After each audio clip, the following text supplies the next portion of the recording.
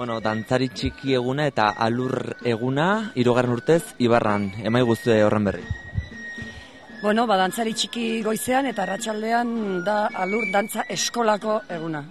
Alur beti esaten dut ez dela dantza talde bat bakarra.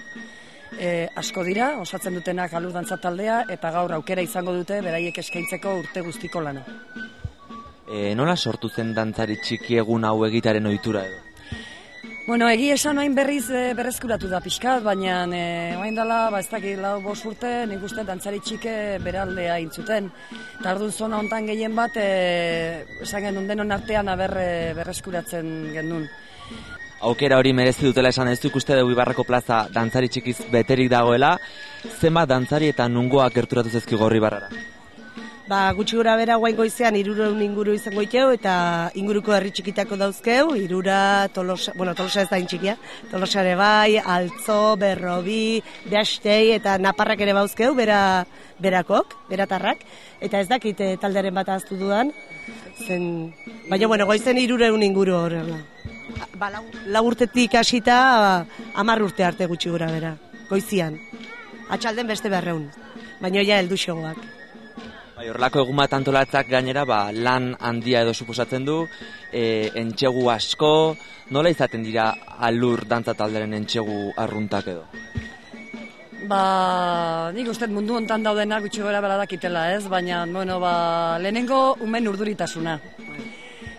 Oso urduri egoten dira, beraientzako da, guretzako txikikeri badana, beraientzako da bere egun importantena. Gazteentzako ere bai, zeren pentsa ez direla oaindik dantzarik, oaindik ikasten ari dira. Eta gogor aritzen dira, beraiek ere nahi dutelako gauz politia eta ondo egitea. Nola izaten diran? Lan pilatuta, baina hori ohituta gaude, gusta gaude, eta gehien bat ni beti azpimarratzen dut ilusioz beteta egoten dela, ez? Eta bai beraiek eta bai inguru undalitzenak, bestela ez ditzeke posible izango hau dana antolatzea. Esan behar da, alurrek dantza tradizionalaz gain, koreografiak ere egiten dituela, orain goizean dantza tradizionalak ikusteko aukera izango dugu eta arratsaldean eskenatoki gainean zuen koreografiak, ezta?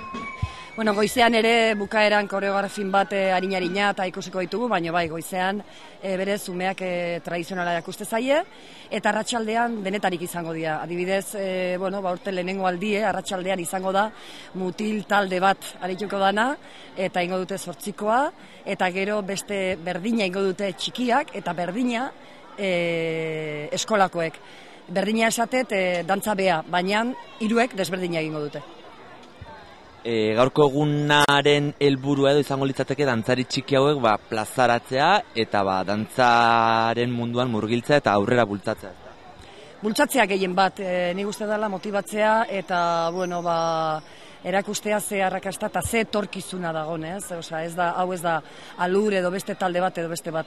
Orokorrean dantza, gure kultura, eta azkenean guri moitzen gaituna, ez da gure folklorea, esate baterako. Eta egunari amaiera edo, nola emango diozu? Afari eder bat edo egiteko asmoa izango dezu, ezta? Afari eder bat eseita ez, baina erremori bat egingo dugu aurrena, izardi pixka bota, eta gero, bokadillo batzuk edo horrela zen bestela, hanbieste jendentzako ez daukagu tokirik ere. Eta nahi dugu aldan jende gehiena parte hartzea, eta orduan, moldatu itegea, edo zein gauzakin.